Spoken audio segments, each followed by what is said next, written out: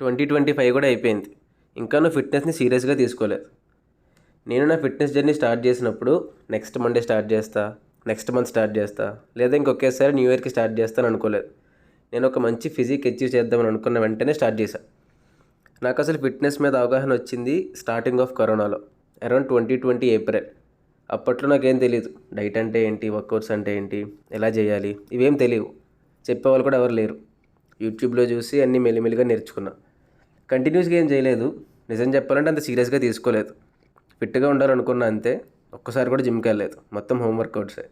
On and ఆఫ్లో అలానే ఒక 3 years చేశా, కానీ ఒక బేసిక్ ఫిజిక్ కూడా నేను అచీవ్ చేయలేదు, ప్రాపర్ గైడెన్స్ లేక. బట్ నా స్టామినా అండ్ ఎండ్యూరెన్స్ అయితే బాగా పెంచుకున్నాను. 2023 మేలో ఫస్ట్ టైం నేను జిమ్ జాయిన్ అయ్యా.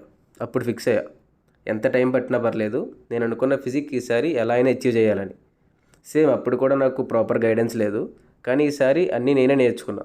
డైట్ గురించి కానీ, వర్కౌట్స్ గురించి కానీ, బాడీ గురించి కానీ, అన్నిటి గురించి స్టడీ చేసి, కోర్సెస్ చేసి, ప్రాపర్ నాలెడ్జ్ గెయిన్ చేసి, ఆ నాలెడ్జ్ని నా బాడీ మీద అప్లై చేశా.